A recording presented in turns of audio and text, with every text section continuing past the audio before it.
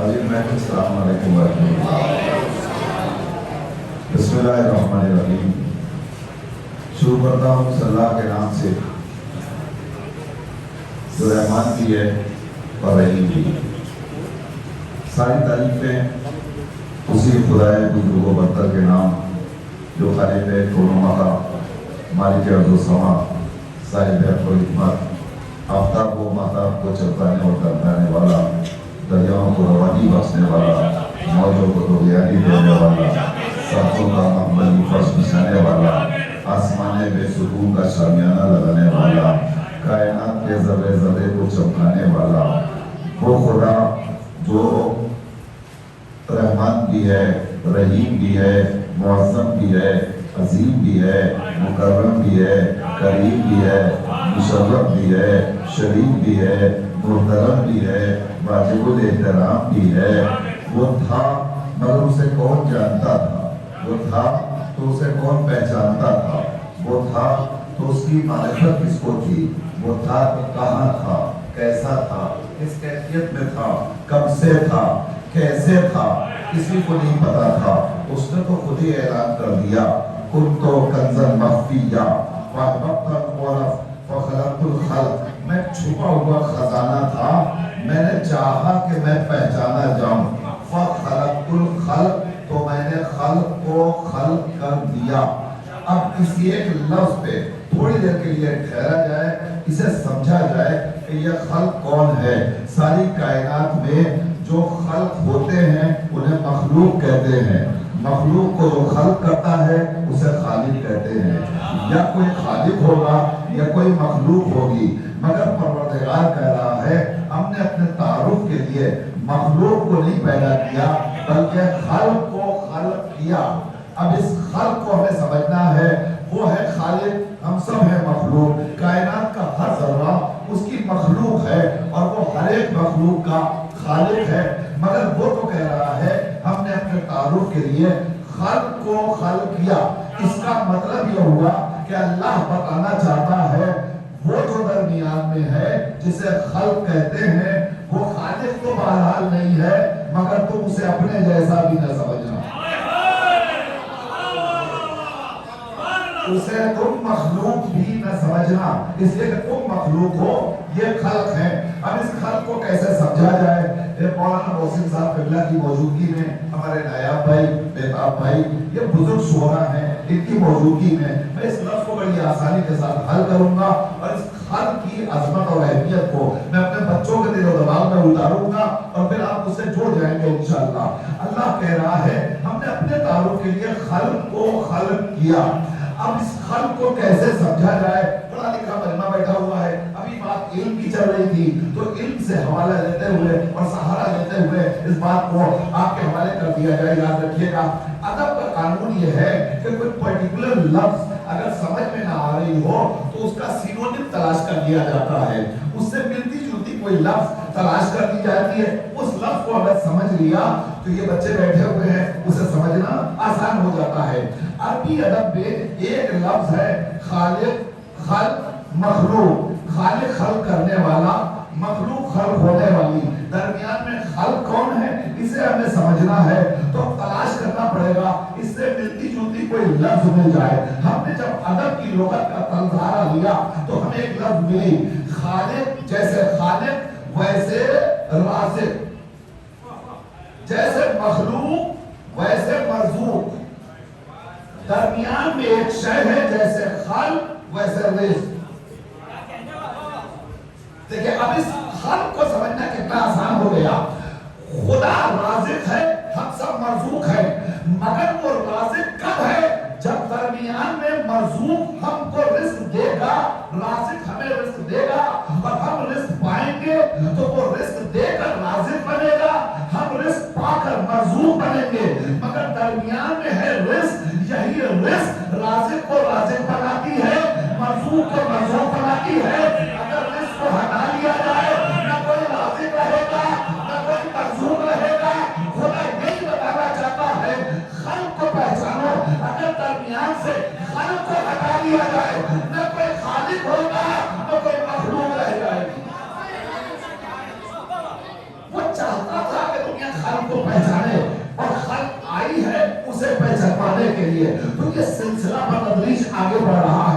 اس کا کمال یہ ہے کہ وہ محمود تھا تو اس نے محمد کو پیدا کیا، وہ اعلیٰ تھا تو اس نے علی کو خلق کیا، وہ فاطر السماوات تھا اس نے فاطمہ کو مرحلے تخلیق سے نکالا، وہ محسن تھا اس نے حسن کو پیدا کیا، وہ کریم الانسان تھا تو اس نے حسین کو پیدا کیا۔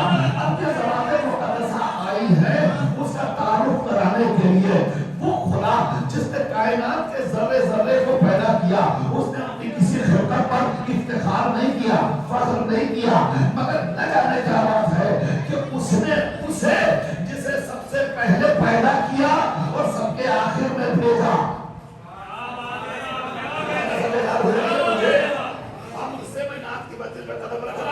وہ خدا جس نے سب سے پہلے اسے پیدا کیا اور سب سے آخر میں جسے بھیجا، اس کی تخلیق پر کتنا افتخار کر رہا ہے، کتنا ناز کر رہا ہے۔ اپنی کسی خلقت پر اللہ نے افتخار نہیں کیا، مگر اس ذات پر اس نے بھی افتخار کیا۔ اب سوال یہ ہے کہ وہ ذات والا صفات کہ جس کی خلقت پر اللہ ناز کرے، بندے ناز کرے، علماء ناز کرے، علماء ناز کرے، شعراء ناز کرے، سب ناز کرے، تو پھر ناز کی منزل میں جب شاعر آتا ہے تو پھر شاعر کہتا ہے ہر تارے تلسماں نے حکم توڑ دیا ہے، ہر تارے تلسماں نے حکم توڑ دیا ہے۔ اب میں ناز سے لے کر ہم ناز کی منزل میں قدم رکھ رہا ہوں، میں ہمز کی منزل سے آگے بڑھ گیا اور سلسلہ بہ سلسلہ ہمارا دستور بھی یہی ہے، ہمارا کلمہ بھی یہی ہے۔ ہم کلمے میں پہلے لا الہ الا اللہ کہتے ہیں، پھر محمد رسول اللہ کہتے ہیں، پھر علی ولی اللہ کہتے ہیں، تاکہ دنیا کو پتہ چل سکے کہ سیدھا سادہ کلمہ یہی ہے اور یہی کلمہ قابل قبول ہے۔ آئیے سلسلے کو آگے بڑھاتے ہیں۔ ہم سے نعت کی وادی میں نے قدم رکھ دیا، شاعر نے کہا ہر تارے تلسمات حکم توڑ دیا ہے، ہر تارے تلسمات حکم توڑ دیا ہے، پتھر کے خداؤں کا بھرم توڑ دیا ہے۔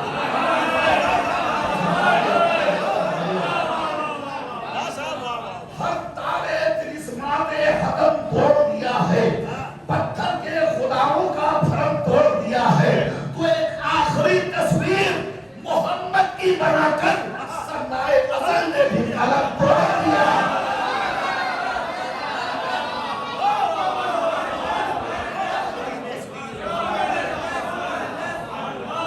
ایک آخری تصویر محمد کی بنا کر سردائے ازل نے بھی قلم توڑ دیا ہے، سردائے ازل نے بھی قلم توڑ دیا ہے۔ آئیے اس بارگاہ میں ہم نے قدم رکھ دیا اور یہیں سے ہمیں، چونکہ ہمارا دستور یہ ہے کہ ہم اپنی ہر مقدس محفل کا آغاز تلاوت کلام پاک سے کرتے ہیں، تلاوت کے بعد نعت کی منزل میں قدم رکھتے ہیں اور پھر نعت کے بعد منقبت کی وادیوں میں ہم چلتے ہیں۔ ہمارا دستور یہی ہے اور ہمارا کلمہ بھی مکمل ہوتا ہے۔ ہمارے درمیان جو شعراء موجود ہے ان کے تعارف کی قطعی ضرورت نہیں ہے، مگر یہ جو نئی نسل موجود ہے جس نے اب تک کیسٹس کے ذریعے اور یوٹیوب کے ذریعے حضرت نایاب حلوری کو دیکھا اور سنا ہوگا، یہ آپ سب کے لیے باعث سعادت ہے کہ ایسی محترم شخصیت آپ کے سامنے بیٹھی ہوئی ہے۔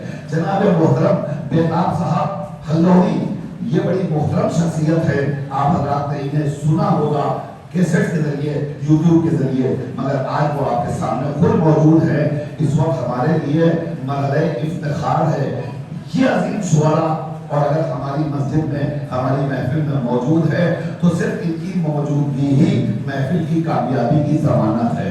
یہ حضرات واقعی یہ وہ ہے، میں بڑا عجیب کیفیت میرے پر اس وقت تعلیم ہو رہی ہے اور میں عجیب کیفیت میں ہوں۔ میں نے خود دیکھا ہے یہ حضرات وہ ہیں کہ جن کو سننے کے لیے، جنہیں دیکھنے کے لیے، جنہیں ملنے کے لیے دور دراز کے لوگ اور دوسرے ممالک کے افراد بے تابانہ دوڑتے ہیں اور دوڑ کر صرف دور سے ایک جھلک ان کی پانا چاہتے ہیں۔ جیسے ہمارے ملک میں اگر پڑوسی ملک کا کوئی شاعر نہیں، کوئی منقبت خم آ جاتا ہے تو ہم اس کے پیچھے دیوانہ وار دوڑتے ہیں۔ اور مجھے اس وقت یاد آ گیا کہ میں مچھلی گاؤں پر بیٹھ کر نگر میں نظامت کر رہا تھا جس نے بدمول کی، اور وہاں ہمارے محترم نایاب صاحب حلوری تشریف فرما تھے، مولانا بلال صاحب قاضمی موجود تھے۔ اس محفل میں جناب میر حسن میر فضاد تشریف لائے تھے اس محفل میں پڑھنے کے لیے، اور اب میر حسن صاحب کو سننے کے لیے اطراف کا پورا مجمع، بہت بڑا مجمع، اتنا بڑا مجمع، اور جب میر मीर हसन को सुन रहे थे तो पूरा मजमा छलक रहा था। मीर हसन साहब के बाद जब मैंने मौलाना बिलाल काज़मी को बुलाया, और ये मेरा ही कलेजा था कि मैंने मीर हसन को पहले पढ़वाया और मोहतरम जनाब नायाब साहब हल्लौरी और मौलाना बिलाल काज़मी को उनके बाद पढ़वाया था, ताकि दुनिया को पता चल सके ये और हैं, ये और हैं। जिसकी जो मंजिलत है उसे दुनिया को समझना चाहिए। शायद नायाब भाई आपको याद होगा, जब मीर साहब पढ़ के बैठे तो लोग दौड़े उनका ऑटोग्राफ ले रहे थे और पूरी महफिल में अजीबो गरीब कैफियत ताली हो गई। तो मैंने मजमे को छोड़कर मीर साहब को खिताब करके कहा कि मीर साहब 1 मिनट के लिए आप कलम रोक लीजिए। जब उन्होंने कलम रोका तो मैंने मजमे से कहा, आप जिनका ऑटोग्राफ ले रहे हैं इनसे पूछिए, ये खुद मौलाना बिलाल काज़मी और नायाब हल्लौरी के ऑटोग्राफ लिया। आप समझे इनकी अहमियत क्या है, उनकी हैसियत क्या है। हमारा मामला तो ये है कि हमारे मुल्क में ये आसानी से दस्तयाब है, आसानी से मिल जाते हैं, तो शायद हम इनकी वो कदर नहीं कर पाते जिसके लिए हम मुतहम्मिल हैं और जिसके ये वाकई हकदार हैं। आइए अल्लाह अब ये जरा सा मैंने आपके सामने से इन हज़रात की मौजूदगी में जो जुमले अर्ज़ कर दिए, उसके अलावा आपके मोहतरम जनाब खुशकर साहब हल्लौरी, ये आपकी बस्ती में इस वक्त आपके इलाके में मेहमान की भी हैसियत रखते हैं और मेज़बान की भी हैसियत रखते हैं। हर महफिल में तकरीबन आपके दरमियान होते हैं और महफिलों की रौनक होते हैं और रूह है और जान थे। मोहतरम जनाब अयाज अहसन साहब ये भी मुंगरा से यहाँ तशरीफ लाए हैं, ये भी हमारे दरमियान मौजूद हैं। अच्छी आवाज़ है और बेहतरीन शख्सियत के मालिक हैं। इंशाअल्लाह आप इसे भी समाअत फरमाएंगे। ये 4 शुअराए किराम नज़राने अक़ीदत पेश करेंगे और इब्तिदा जाहिर है कि मेहमानों के इस्तक़बाल हमेशा कोई ना कोई मेज़बान करता है, लिहाजा मेज़बान से इस महफिल की इब्तिदा होगी और फिर मेहमान शुअरा हाजिर हो जाएंगे।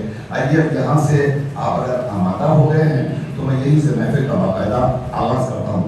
ये जश्न ईद मुबाहिला भी है और जश्न क़दीर भी है, लिहाजा हमको इस ईद की अहमियत और अजमत को समझना चाहिए। दोनों सिलसिले को अगर जोड़ दिया जाए तो महफिल का माहौल बन जाएगा। और मैं नात के लिए पहले शायर को आपके हवाले करूंगा। सच्चाई एक तरफ है तो कुर्बानी एक तरफ। फरमाइए ग़दीर मुबाहिला, ज़हन में दोनों को मान रखिएगा और मिसरे का इस्तेमाल कीजिएगा। सच्चाई एक तरफ है तो कुर्बानी एक तरफ। ये मुझे हुक्म हो रहा मौलाना का बेटा, आप लोग जरा सा आगे आ जाइए, थोड़ा सा करीब आ जाएंगे, जरा सा आ जाइए। ये फासला जो है इसे पूरा कर दीजिए आप जल्दी से। और अगर सिमट के बैठेंगे तो आपको भी लुत्फ आएगा शोरा को सुनने में और माहौल मिलेगा।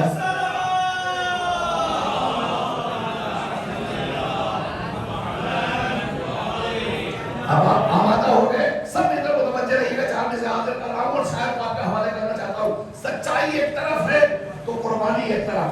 सच्चाई एक तरफ है तो कुर्बानी एक तरफ। कितने हंसी हिसार में ईद ग़दीर है। सच्चाई एक तरफ है तो कुर्बानी एक तरफ। कितने हंसी हिसार में ईद ग़दीर है। एक संत है मुबाहिला, एक संत बकरी, बिल्कुल भरी बहार में ईद ग़दीर है। एक संत है मुबाहिला, एक संत बकरी, एक संत है मुबाहिला, एक संत बकरी, बिल्कुल भरी बहार में ईद ग़दीर है।